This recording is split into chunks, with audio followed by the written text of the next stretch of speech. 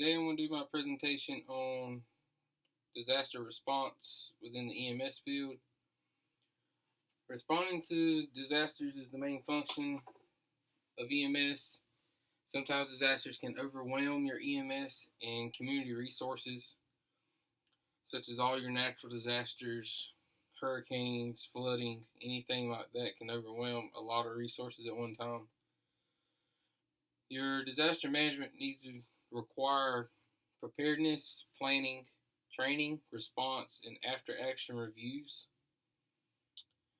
During your disaster response planning, you need to be sure you have plans suited for the geography of your area, your city, your county, whatever area you cover, your population within that area, and also the potential risks that could happen to a specific part of that area. You also need to have an all hazards approach. When you're dealing with different type of disasters, you need to have several different approaches in case one plan goes through, then you got another plan to back it up on. You also need to consider the number of personnel that you might need, any type of equipment, and what hospitals you can transport to. There's 3 phases of disaster response planning. There's the before the event, during the event, and after the event. Before the event, you should have the all hazards approach planning, and also process of preparing for potential events that could happen. You also need to look at your geographical area of your county, city, area that you cover. See what areas could be prone to certain disasters, such as flooding, low-lying areas. Also, any obstacles or terrains you might have to cross, such as trees falling over on the roadways from water saturating the ground and trees falling over. Any type of debris that could be potentially blown into the middle of the road. You need to look at your population, see how spread out it is, or dense or mixed. Look at your different type of facilities that may present hazards, such as your places that contain hazardous materials, gas stations, anything that could possibly present a hazard to the community. Also, your language and culture differences within your community. And also, is your population during the day more dense than it is at night, or vice versa? Also, you need to look at your EMS resources, any additional staff or personnel that you might need, specialized staff, any additional medical supplies or equipment to handle those tasks. Your EMS resources should include any mutual aid agreements to see if you can get any extra ambulances or EMS personnel to come in and assist your agency while you're dealing with a natural disaster, such as FEMA, any neighboring departments. Should have a disaster stash of supplies on hand just in case of emergencies. Say you were to get a mass casualty due to an earthquake that you didn't know was going to happen, and you need those extra supplies. You have them on hand already and don't have to go looking for them. Any type of special transportation equipment, such as sked stretchers, stair chairs, ATVs, UTVs.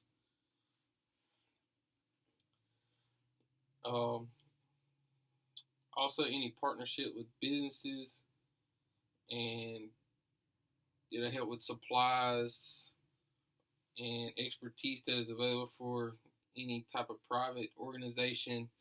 Maybe they can help you get some food in to help feed your employees and personnel. Any personnel that come in from the outside, in case you have an extended long disaster time where you have multiple agencies that are inside helping, you need to feed people.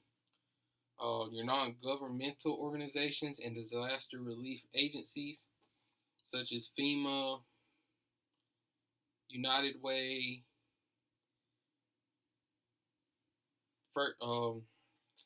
American Red Cross, anybody that might come in to help you that is not related to the government. Also, you need to look at your law enforcement resources if you're going to need to see if your people need to be escorted to certain areas due to violence being caused by looters or anything in that nature. Also, your fire and rescue response. If you have a disaster that requires any type of rescue equipment, heavy rescue equipment, collapse space equipment, trench rescues equipment, anything that you need. Also need to have drills so that way everybody is on a unified command system.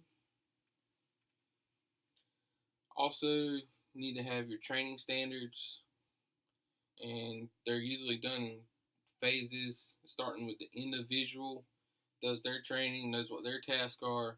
Then you have your whole crew as itself does their training, and then the agency in a whole. And then you do interagency with your outside agencies, also your mutual aid agreement agencies.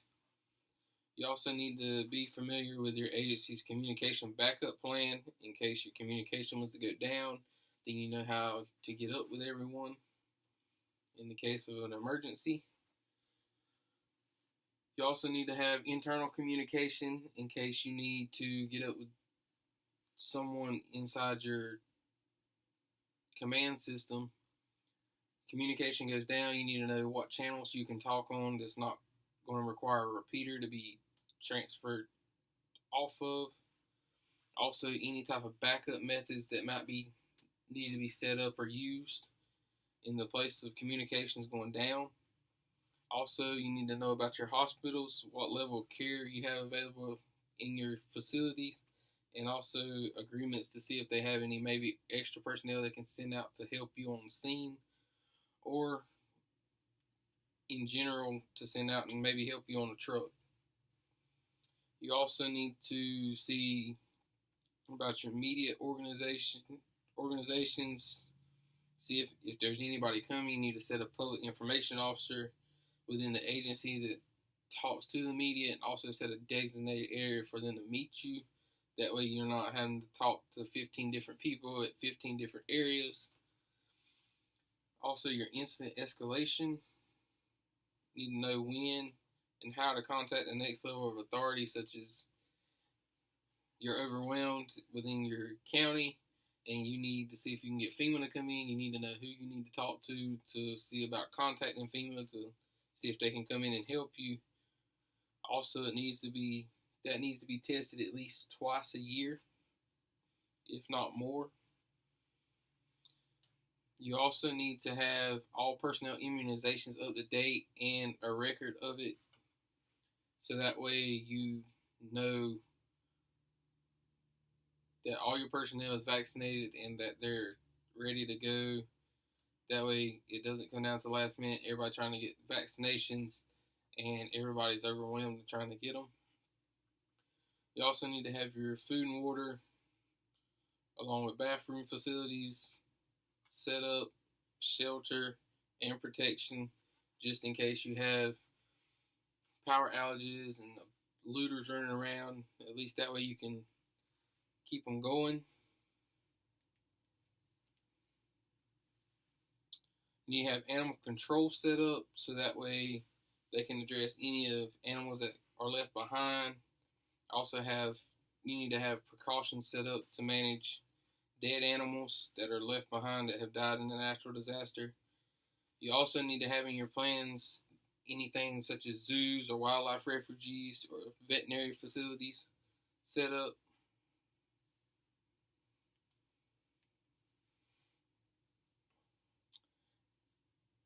During the event, it's best to stick to the plan. If you have an advance warning, you might can modify it just a little bit to help with your disaster that's going on. You need to have a track of all inventory and be sure you have the available space for it. Also, you need to contact all personnel, have them come in, let them know this is the plan, this is what we're going to do, here's a copy of it, so that way you know what's going on. Your command staff and command structure needs to be set up and visible by all personnel. Your personnel needs to be assigned to a certain area. That way they know and told where they're going, so that way they know what they're doing and where they're headed. Also need to have a unified command, so that way everybody knows what's going on and everybody's on the same page. You need to replace any protective or safety equipment that needs to be replaced. Don't use any shortcuts or neglect to wear any of the assigned gear that you've been given. You also need to have your equipment resupplied and ready to go for any personnel as your plan sees fit. And also any new coming personnel needs to have all their stuff ready to go.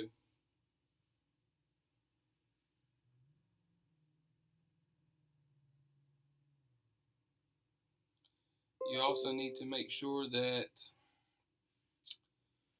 any new personnel is up to date with training on any equipment that you might have. You need to have a triage and classification set up, so that way it's all uniform. Everybody knows where what is.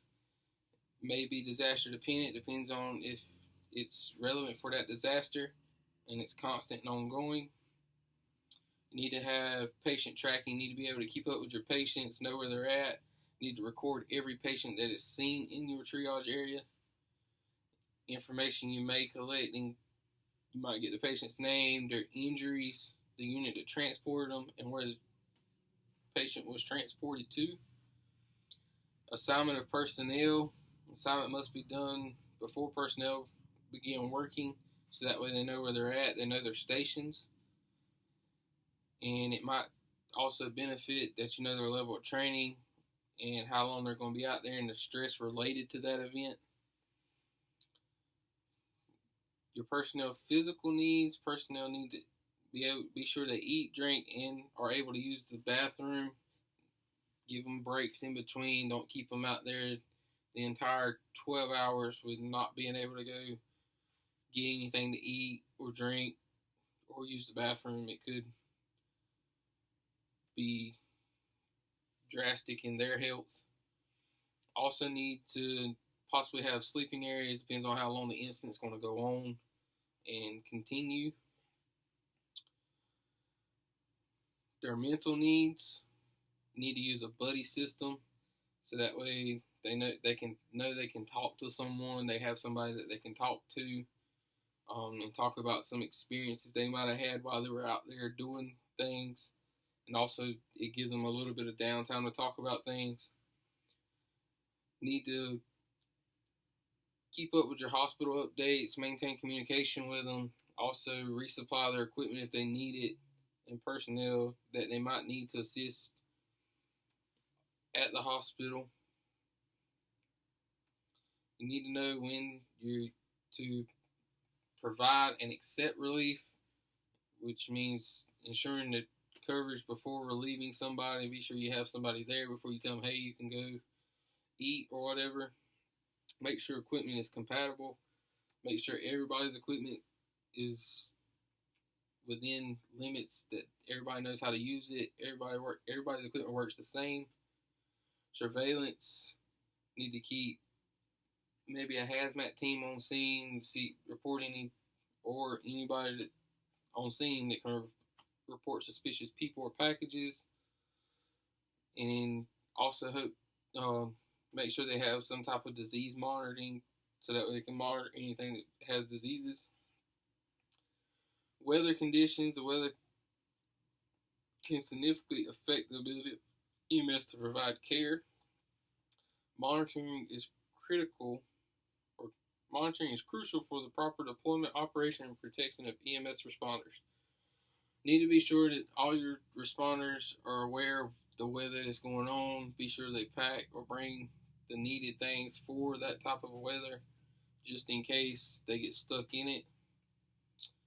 Your media, members of your agency may be trained to respond to the press. That's where you need to have your public information officer and have them going out and informing the public, informing the media what's going on, so that way they can keep everybody up to date and up to speed on what's going on during the disaster.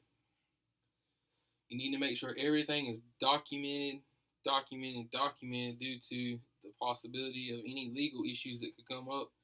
Also, patients who are transported should have a patient care report written at all times, so that way everybody can keep up with what's going on.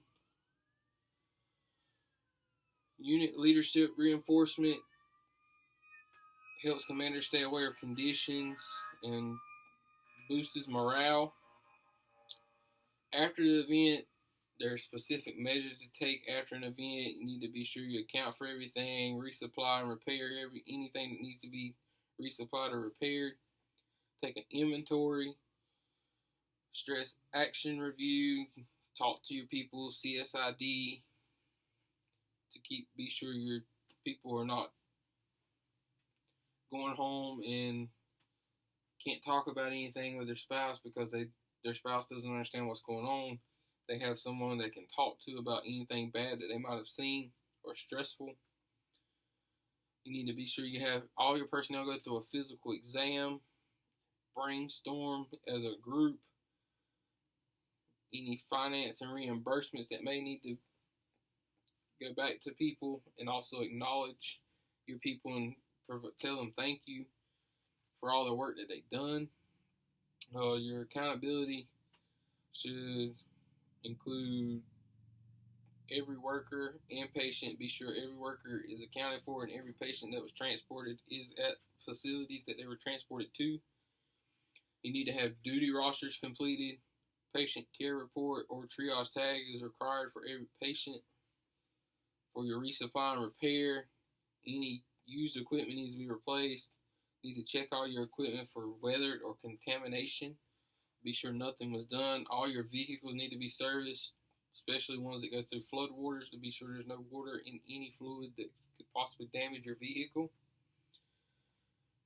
You need to be sure you take an inventory to be sure you have all your equipment back that you used, just so that way if it comes up again and you need to reuse that equipment, you still have it. Also, with your stress reaction review, consider critical stress debriefing or critical stress management teams. Note changes in personnel behavior. Report any concerns immediately. All your personnel should go be seen by a physician to be examined for any injuries or counseling afterwards. You should brainstorm to be sure you can get any input from your personnel or anyone from your command staff of what could be done better or what needs to be reworked. Your after-action review should be official. Internal report of the event can be used to provide retraining in a specific area. Your finance and reimbursements, a declaration of disaster may open the door to relief funds and low interest loans from FEMA to get money back for equipment and personnel that was used. So that way you don't take a total loss on it. Acknowledgement, you need to have good performance, should be praised often, immediately, and honestly. Some of your natural disasters, there are two types of disasters, are natural and man-made. Some disasters are a combination of both. Important points to remember: understand differences when driving in inclement conditions. EMS should be represented both in the Emergency Operations Center and in the Unified Command Center. EMS may initially assist in evacuation.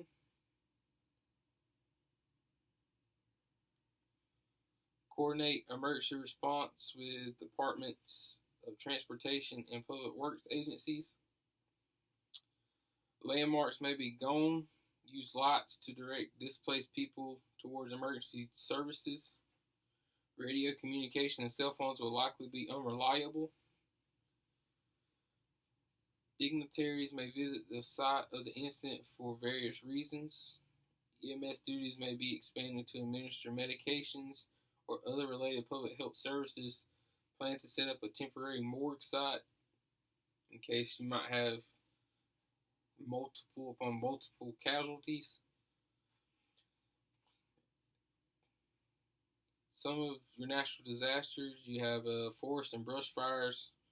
Considerations for forest and brush fires, brush and lightning strike fires. You're not there to fight the fire. Remain inside your vehicle or in another safe spot during lightning strikes. Try to predict what injuries you'll be treating: smoke inhalation, exhaustion, burns. Any type of PPE should be properly worn.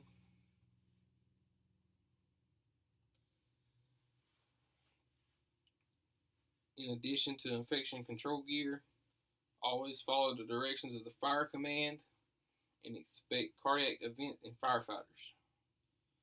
Firefighters are very prone to cardiac events due to the stress they put on the heart with carrying a lot of gear and a lot of exertion. Make sure agency vehicles are snow ready in case of snow and ice storms. You need snow tires, antifreeze and coolant, and also snow shovels, or also chains to be put on your tires to make them snow tires. Any type of clothing should be weather ready. Your agency may have snowmobiles, snow blowers, or plows. Take your time. Look for snow and ice slides before entering a structure to keep from injuring yourself or your partner or personnel that could be with you. In the event of tornadoes, maintain supplies and store vehicles in storm-proof shelters. During the event, keep crews in shelters until declared safe by the Weather Service. After the event, be ready to stage in a directed area.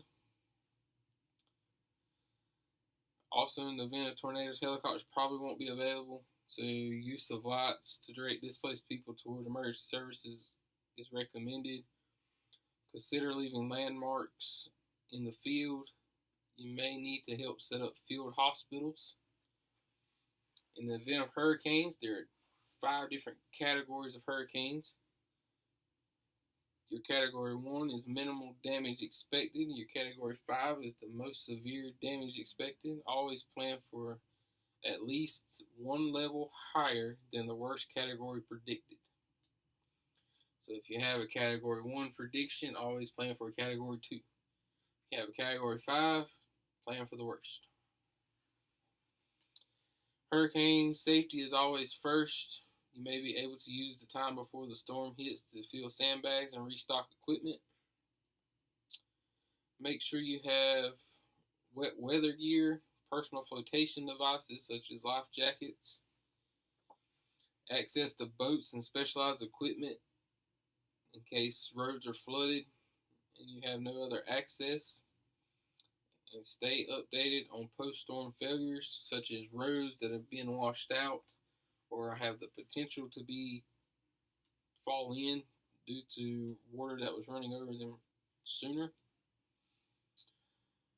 Your earthquakes, there may be little or no warning. Usually there's no warning at all. Earthquakes can cause thousands of deaths and billions of dollars in damage within minutes.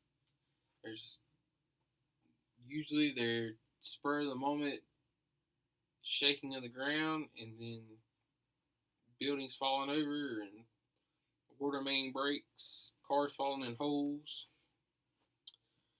Aftershocks occur regularly after initial earthquake is felt. The biggest danger is structural collapse and needing the resources to go in and get these people out of these structures that have collapsed. If you have advanced warnings, secure your building and vehicle contents. Roads will likely be damaged or cut off. Dust suffocation can occur, so you need to have face masks at the very least worn at all times. Leave rescuing civilians to trained rescue personnel. Unless you are trained, do not go anywhere near the structure. Rescuers will need ongoing rehabilitation, so you need to have extra food and water on hand just in case, and also call all local hospitals to find out if they are able to receive patients. When out in the field, take note of hazards. make a list and then report them to your EOC so that way they know where the hazards are and can send certain personnel to that area to deem those hazards safe. Always try to become a part of drills within the hospital, schools, businesses, government offices, and fire departments as needed. You could have a cave-in, which can be caused by rapid freezing and unthawing, heavy rain, or excess vibration from earthquakes. Make sure power lines are not severed or unstable that are buried underground. Watch for loose rock in the area. Be prepared to treat patients for hypothermia if it's really cold. There are 3 ways to secure the area of evacuation: sloping, benching, and shoring. Try to leave that to rescue personnel if available. The atmosphere is generally toxic. Assume that patients have been in an oxygen deficient atmosphere. Sewer and chemical gases can be released. With your flooding disasters, agencies should identify the amount of time needed to execute response plans.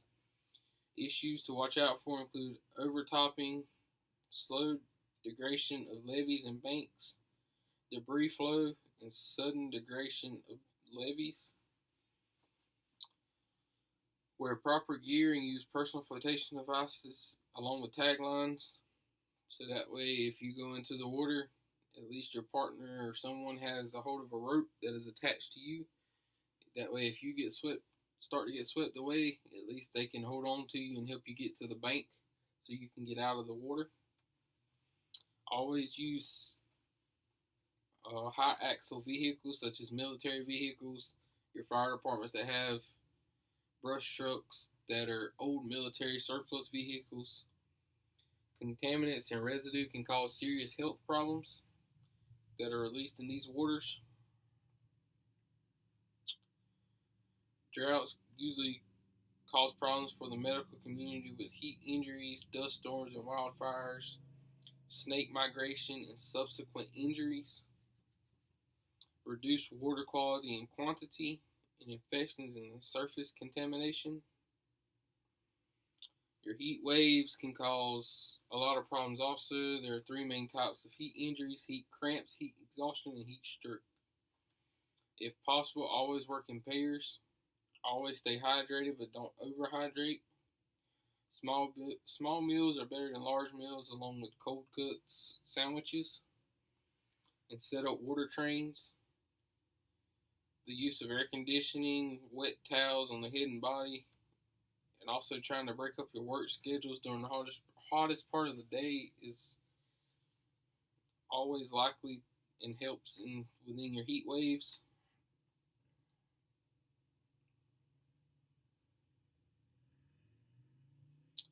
Your power failures. If your squad building has electrical locks, consider getting a manual override device. Have alternate sources for heating and cooling fluids and medications. Also have backup generators and have them checked on a regular basis. Make sure battery-powered devices are fully charged. Have an ample supply of batteries just in case your batteries happen to die. Make a list of all patients who use electrically powered life-saving devices such as O2 machines, also your CPAP devices. You will not be able to download electronic patient care reports. Cell phones and GPSs also may be out. Your sniper, shooter, and hostage situations, EMS should be staged out of gun range. If victims are exposed, do not go to help them. They're already hurt. Let them stay there. Let law enforcement get to them and then bring them to you. Perpetrators may want EMS to treat a hostage. This is done at direction of the law enforcement incident commander only. If the law enforcement incident commander deems it safe, then they will let you go in. If not, stay in your staging zone. If an alarm standoff. Do not lose sense of urgency regarding communication security. Always stay in communication. And that is all.